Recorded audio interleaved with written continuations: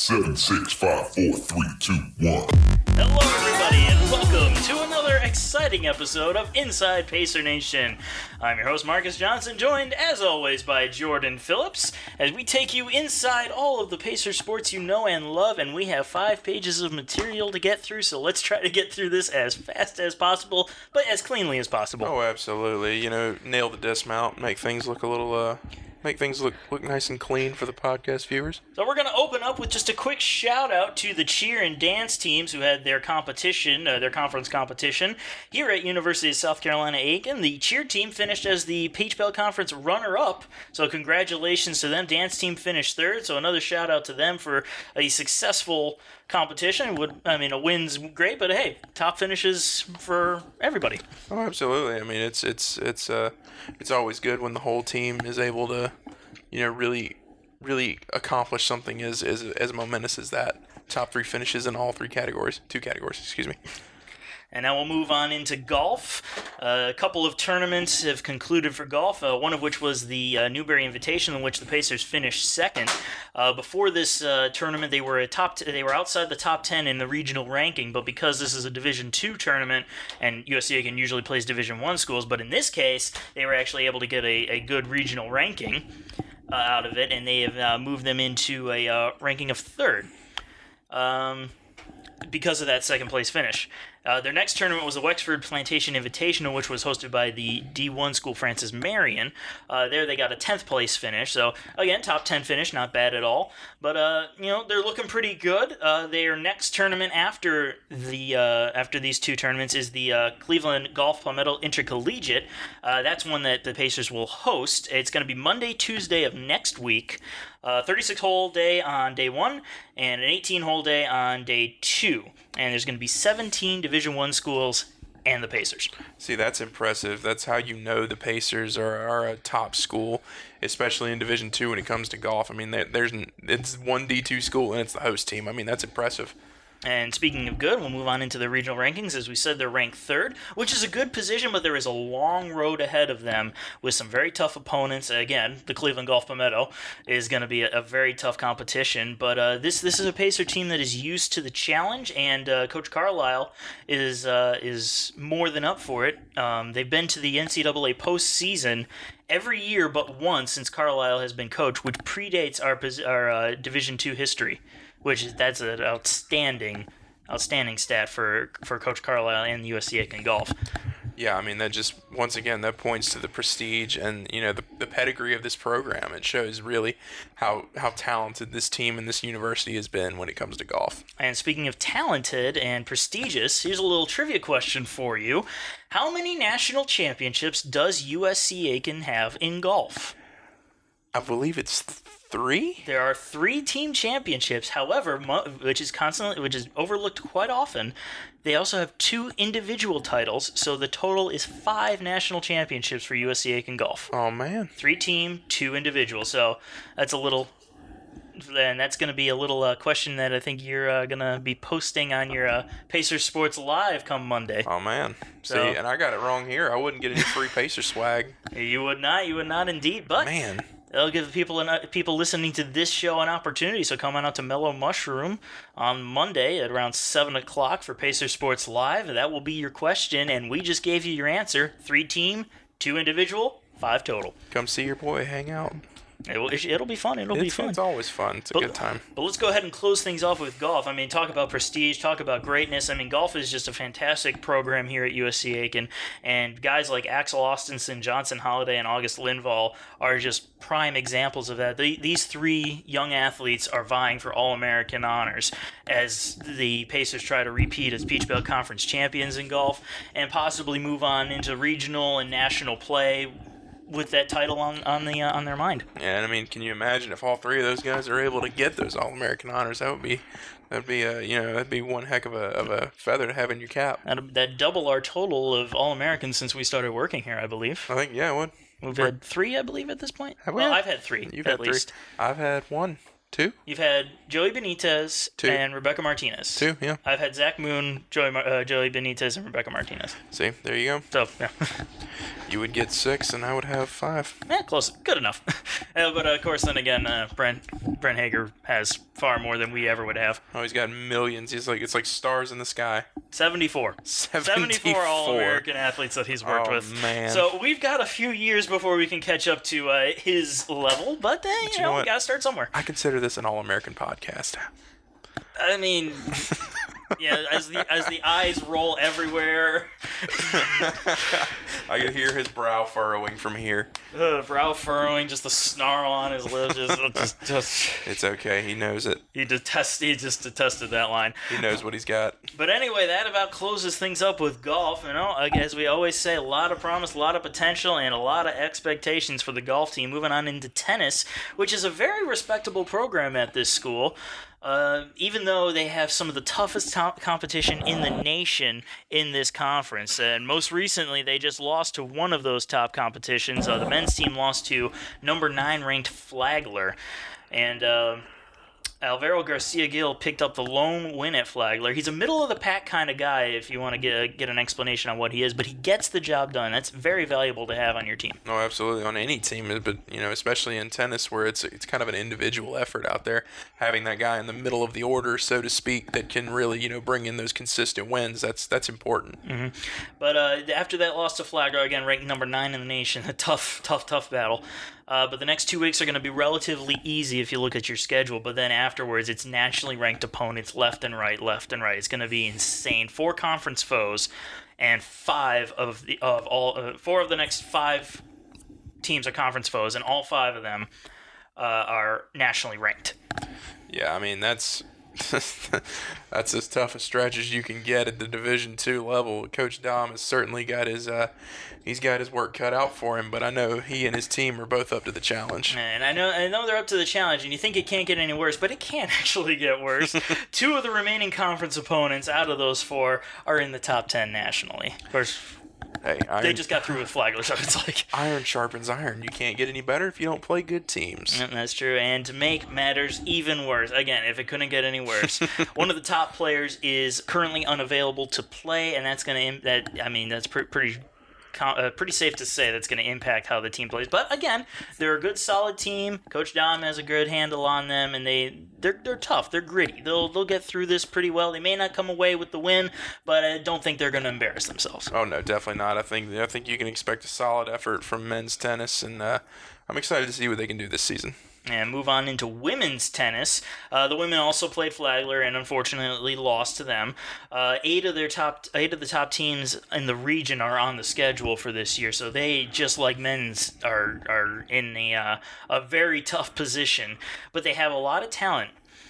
Olivera Vescovac, I hope I'm saying that right. If not, I didn't say it right. I apologize. I apologize, and I won't say it again in fear of botching it. But Olivera has one of the best we've had in recent history. She has great confidence and has 38 career wins to her name. Four wins away from the top 10 in singles wins for USC Aiken in USC Aiken history. That's a heck of an accomplishment, and I'm pretty sure she'll get there. Oh, yeah, absolutely. I mean, she's got plenty of time, and like you said, only 4 wins away. 38 wins in her career already. I mean, that's impressive enough. You add in those 4 to get her to 42, be in the top 10 in history. I mean, it doesn't get more great than that. Mm-hmm. And there's a lot of other talent on that women's team. A lot of talented seniors, including Kayla Calvert, who most recently was a PBC Player of the Week this year. She's also a former two-sport athlete. She was on the dance team not too long ago, so she's got athletic talent to go along and help guide some of the newcomers like Elena Bompieri, Teresa Franco Diaz, and Karina Blas. These are some newcomers that are showing some great talent out there on the court, and have their seniors not only play well but mentor them well is going to bode well for this program as it moves along. Oh, absolutely. I mean, tennis as a whole has got a lot of promise, a lot of upside, and Coach Dom, I mean, he's got a great handle on things over there, and I'm expecting good things from both of these programs this year. And I mean, I've said it before, we'll say it again, tennis is an exciting sport to watch. Come on out and support the Pacers as they take on these tough opponents. Absolutely. I mean, they're just like any other sport here. You know, they deserve a attention and fanfare. Come out and support them. So let's move on into softball. We'll go ahead and skip through a few pages that we have. I know we're jumping around our worksheets, but hey, it happens. Softball with a 6-10 record on the year, about where we expect them to be. They're usually around that 500 mark as the years go on. But one of the reasons why they are under 500 right now is they've left a lot of runners on base. I know you can vouch for that. Absolutely. At this point in the season, 104 runners have been left on base, and that's 6.5 per game. Yeah, I mean, when you're leaving, 6.5, we'll go ahead and say 7 runs on base a game.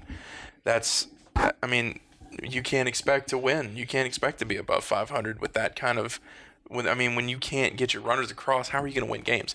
At the end of the day, runs are what win games. I mean, you can look at all the sabermetrics and all that stuff, but at the end of the day, the winner of the game is who has more runs. And if you're leaving 6.5, 7 runs a game on base, it hurts. It's gonna hurt you. Yeah, absolutely. You can't win softball games that way. And a lot of times it'll happen in crucial situations, like it did in the sweep by Catawba, Florida Southern, Erskine, Lees McRae. Same situations at all of those. They left runners on base in very key situations, and had they gotten that timely base hit or even just a walk, it could have made a difference in the game.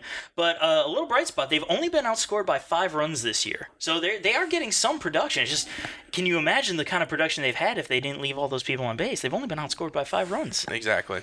And in the first few innings of work, they're doing a phenomenal job. But it's those last 3 innings of the games where they're being outscored 40-28, and that poses the question: should Coach Snyder switch pitching up early, go for that 3-inning save possibly? Do you think that would be a good move? I think it could be, but I feel like I think it would depend on who the pitcher is that day, honestly, because you've got a pitcher like Lindy Dorgan who doesn't necessarily have the fastest pitches, but she's really good with her placement and her command of her pitches, which is a great thing to have through those first 3-4 innings. But then after that, hitters kind of start to know where she's going to go, and they kind of know to wait on the pitch, and then that's when you can get hurt. And pitchers like Chandler Terrapin as well. She throws heat, but at the same time, if a pitcher knows, okay, it's coming inside and it's going to be fast, and they know they have to catch up with it, I think that could be a situation for that 3-inning save, like you mentioned. But if you've got a pitcher like Caroline Cockrell out there, she's one of those pitchers. She's just kind of consistent throughout the game. She has a good mix of location, command, and velocity. I think it really depends on who's pitching that day, honestly. And I think it's also going to, this may sound like an understatement, but it's also going to depend on what the score is at the time. If the Pacers are leading after 6 innings, they're 4-0. So they have no problem closing out a game in that final inning. But there is one huge glaring problem. They only have 1 comeback win on the season.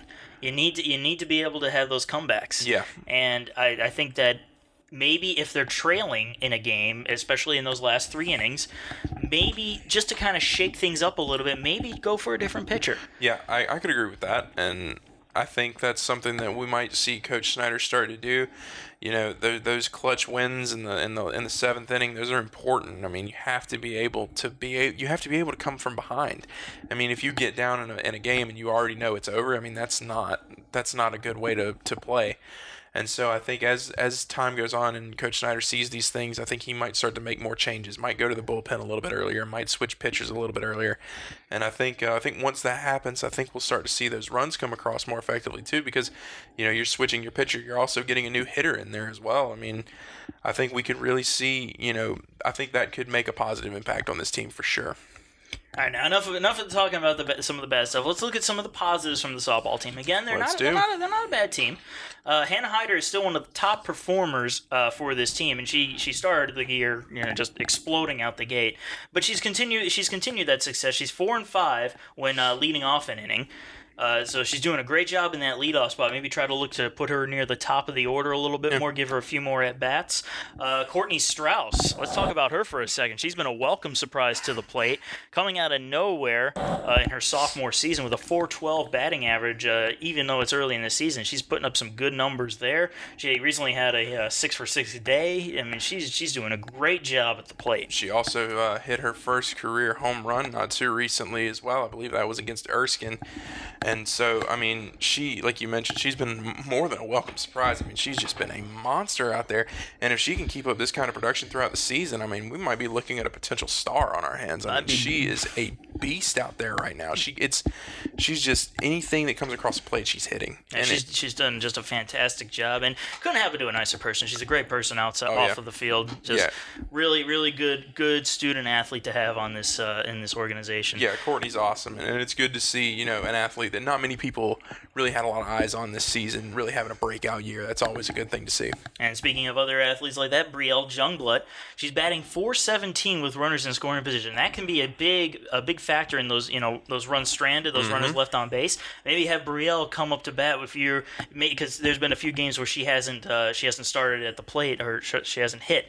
Maybe Coach Snyder, just a little theory here, you got some runners on base, especially runners in scoring position, maybe send Brielle up, her try to pinch hit and get that run in. I mean, she's batting .417. What could it hurt? Exactly. If you got runners on, I mean, she's got the speed to get on base herself. So I mean, it could be a very wise decision for Coach Snyder. And a little interesting fact about Brielle Jungblut right now, she needs 5 more sacrifice hits before she reaches the top 10 in school history. A little known stat, but an interesting one nonetheless. Important one. Yeah, absolutely. I mean, sacrifices are important. You move the runners over.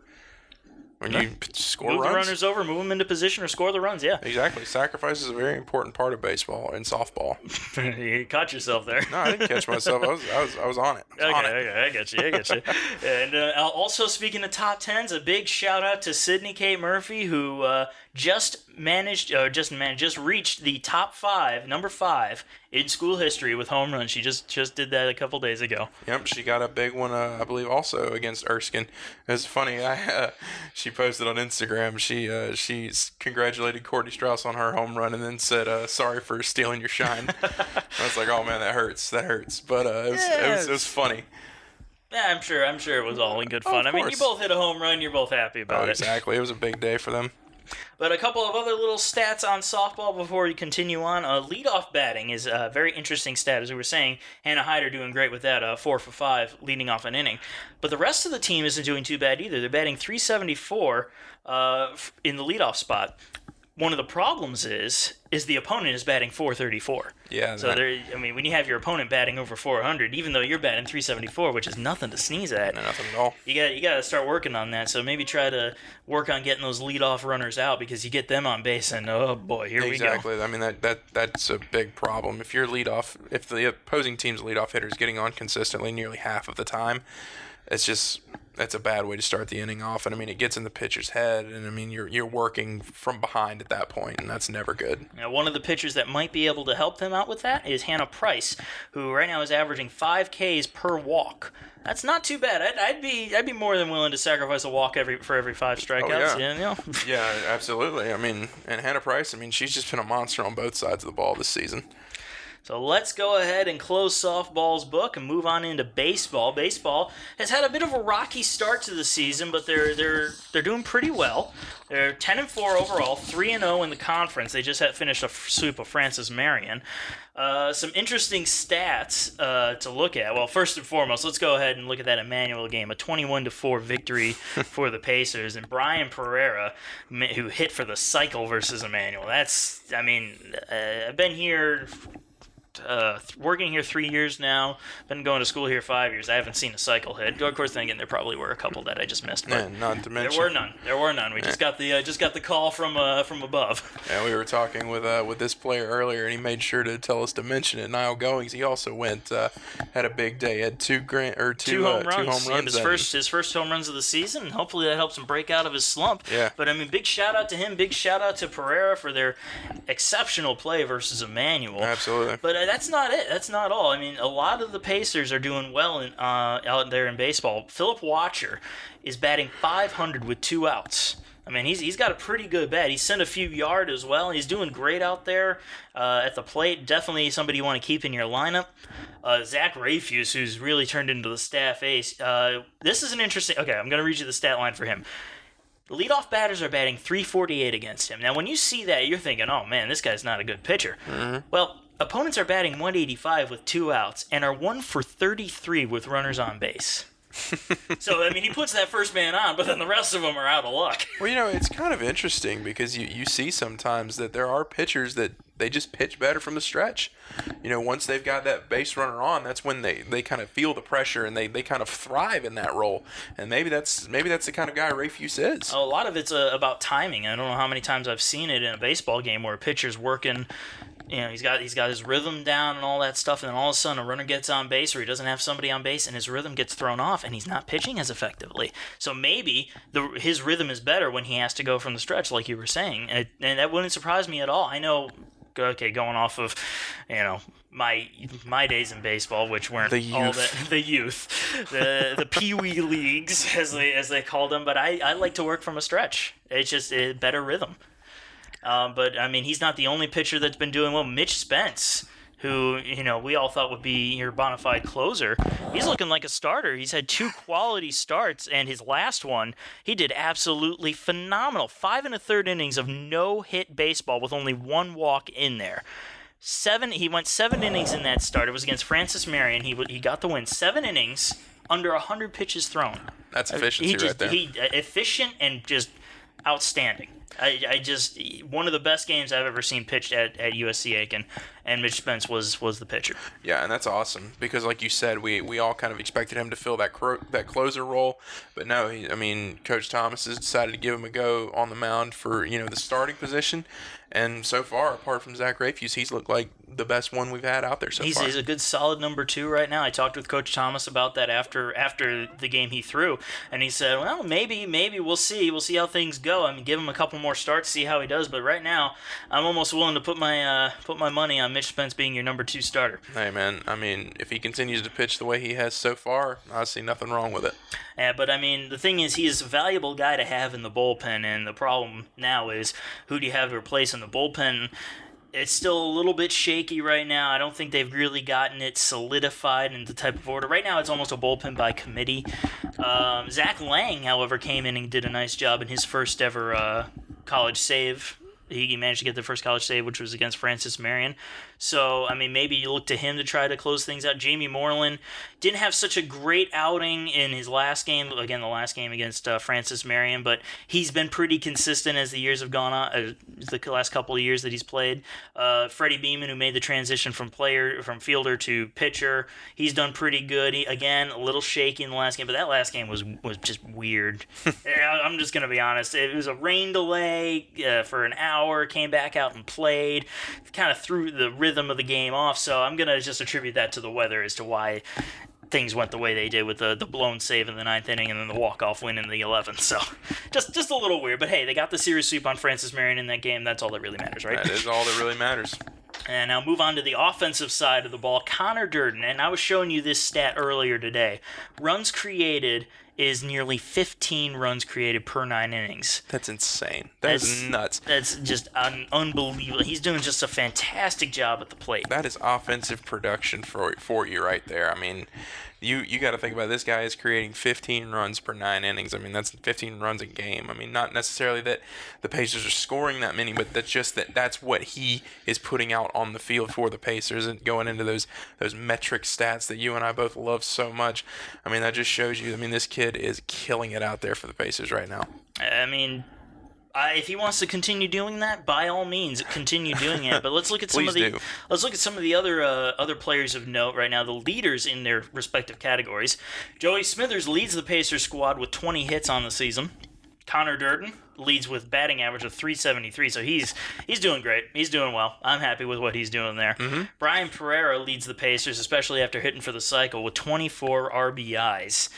Connor Durden again pops up in the home run category, leading the Pacers with 7. Jose Bonilla, as we should expect from our leadoff man, leads the Pacers in runs scored with 17. Walks, well, that goes to Chandler Rogers and Connor Durden. They're tied with 12. On-base percentage, Rogers leads that category with a .500 on-base percentage.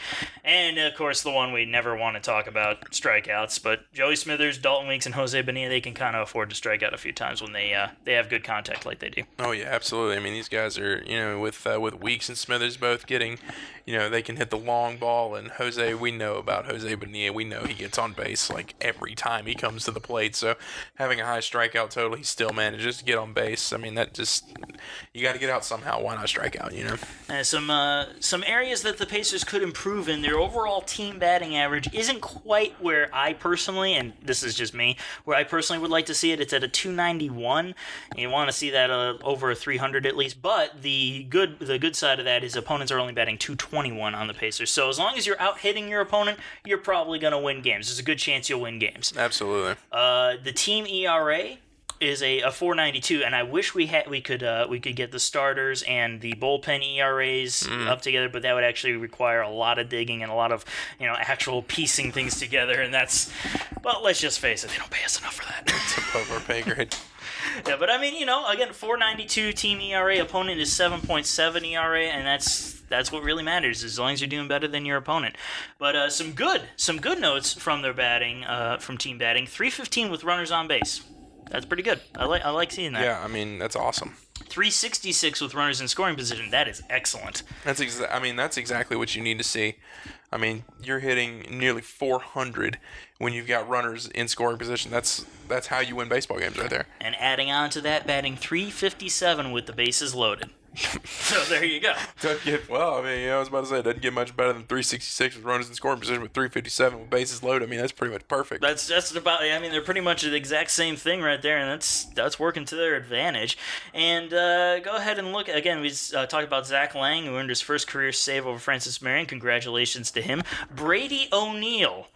Walk-off 2-run home run versus conference rival Francis Marion to close out the series and get the sweep. His second career hit. He's 2 for 2 in his career, and when I talked to him in postgame, he said he's on cloud 9. Can you blame him? I don't know, absolutely. I mean, what a way to get your second career hit, Yep. And 2 out of the 3 conference wins came off of walk-off home runs. The one from Brady O'Neill in Game 1, which was Dalton Weeks, who was very happy to get that one off. It's just he didn't have such a great game at the plate, but all that mattered was that 5th plate appearance. He smacked that one over the fence, and all was forgiven. But 8 more home games before our next road game. We've only had 1 road game so far. That was a 9-5 win versus Wingate. What do you think about that with all the home games we're playing early on in this season? I think it can be challenging for the Pacers later on in the season. I mean, they do play a large majority of their games here in Aiken, but I mean, I think it's great for the home fans for sure. Oh yeah, I mean they're coming out all the time. I mean, you hear the normal Pacer hecklers in their regular seats calling out the bad call, saying it was all the way over out there in Augusta, but yeah, I think it's great for the Pacer fans to get to see those. You get to see that many home games here. I think the Pacers are going to have to make some adjustments, once they go on the road. But I think it could be good for morale, especially. Well, they're 1-0 on the road right now with a 9-5 win over Wingate. So, yeah, perfect record on the road to start things off. Not too bad, if I do say so myself. But their next game, and this is going to be a real challenge. They had that challenge against Mount Olive, which they dropped the series 2-1. They weren't able to beat Mount Olive. But the next one is against Georgia College. That's going to start up March 2nd. So come on out to Roberto Hernandez Stadium to support your Pacers. March 2nd at 6 o'clock p.m. is Game 1. Game 2 is the next day, March 3rd at 2 p.m. And the Game 3 of that series, the final match, will be on March 4th at 1 p.m. So come on out to Roberto Hernandez, support the Pacers, or watch them on Pacersports.com, in which you will most likely be hearing me yelling into a microphone. But that wraps things up with baseball, and speaking of wrap-ups, let's move on to basketball, which is coming to the close of the season. Women's basketball closed out their season on a high note. They finished their last 2 games with wins, one of which was over rival Augusta, in Augusta, which concluded the series sweep and moved head coach Mark Miller's overall record to 4-0 against the rival. I mean, it's literally perfect. He's literally perfect against Augusta. I mean, it doesn't get much better than that. I mean, you would think that you want to see a few more wins here and there, but I mean, he's getting off to a good start. I mean, he's had some adversity to deal with, with some players being injured here and there, having to rebuild the team after a lot of graduates last year. So I mean, he's definitely it hasn't been the easiest road to get to this point for Coach Miller. Mm-hmm. But I think next season can be a really big one for him. A lot of players coming back from injury. Everybody's coming back. Yeah. Even there are no seniors. Exactly. So everybody will be back next year. You're right. The injury. I mean, Kay Farah. Let's talk about Kay Farah for a second. Not having her on the team after earning your PBC freshman honors last year. I mean, not having her around is going to hurt. But having her back next year is going to be fantastic. When she's healthy, rejoins the squad with who they have out there. Absolutely. I was talking with Jim Hurley, the athletic director. It was at one of our baseball games, just shooting the breeze before the game, and he said that he thinks that this squad could go 18 wins next year. I think so. I mean, they have enough talent out there to do it. I mean, you've got Kyrie Chandler, who's come into her own as a pacer. I mean, she's fantastic out there. And, I mean, players like Startumi's really started to emerge here in the last month or so of the season. I mean, she started racking up blocks, averaging like 5 or 6 a game in the last month of the season. I mean, it's huge. And she's just a defensive force out there at the 5 position for the Pacers. And as you mentioned, with Kay Farrah coming back, I mean, that's going to create a really, really deep pool of talent at that center position and that 4 or 5 area for the Pacers. It's gonna be really interesting to see how they do next season, especially with players like Mel Two-Wheel. How is she gonna develop over the offseason? I'm really excited for this Pacers team. I'm excited as well. I can't wait for the next season. And even though we closed out with a losing record, we at least beat our rival 2-0, and we closed it out with 2 consecutive wins. And now we move on to men's basketball, whose season is not over yet. No, it is not. They have improved to 16-11 overall. They finished the year with a 12-10 overall record, but they're 1-0 in postseason play. So let's go ahead and start getting a little quick recap. During the season, they were 0-2 versus Augusta. And Coach Mark Vanderslice had not picked up a win versus the rival until today. Yep. This was his first win against Augusta, and that's quite a monkey to get off of his back. Now, he's finally got that big win over the rival, and I think that can kind of clear his conscience moving forward. He can really, he can just focus on, just picking up wins against everybody else now. Yep, 4 years and 2 days since the last victory in Augusta, and that was the year that the Pacers went to the Final Four. The last win against Augusta was that same year in the NCAA tournament. Again, the Final 4 years. So, the last wins were big ones there, and now let's hope that carries on. Yeah, absolutely. Carries on here. History maybe repeats itself. That would be really nice. I'd be very happy about that. But let's go ahead and talk about the game real quick. The Pacer faithful made themselves known. They came out in droves. They rivaled the Augusta crowd, to be honest, and they made themselves heard. It was loud. The atmosphere was electric, and when you jump out to a 13-0 lead in the first 5 minutes of a game, you can't blame them for being electric. Yeah, and I mean, they just pushed that pace the whole game. Wire to wire. It was a wire-to-wire win. Absolutely. I mean, there was never a point where they appeared to be in trouble. I mean, they just ran the floor. I mean, it was all Pacers from the start of the game. As you mentioned, 13-0 on that run there. I mean, I think the Jags came within like 6 or 7 points. Yeah, that's 7 the closest they got. There, and I mean, that's pretty much where they were the whole night. And one of the big reasons why the Pacers won was Paris Ballinger, who had himself a career night. Absolutely. During the season, his season high was 12 points. Mm-hmm. He broke that in the first half with 14. Yep. Just the first half. Yeah. Second half, he finished the night with 20. Overall, he finished with 23 points, a career high. The previous was 20 points, which he got last season. So he did a fantastic job, lead scorer on that team for that game, and boy, it was important for him to step up. But other players did well. Faison Brock, again, being that sneaky little devil that he is, he came in there. Henry Bolton going for a layup, ended up having it blocked. The Augusta crowd was fired up after that block, but then all of a sudden Faison Brock just scoops up the rebound, drops it in, shuts everything down. I mean, that's just what he's done all season long, hasn't it? I mean, he's just been there to make the big play.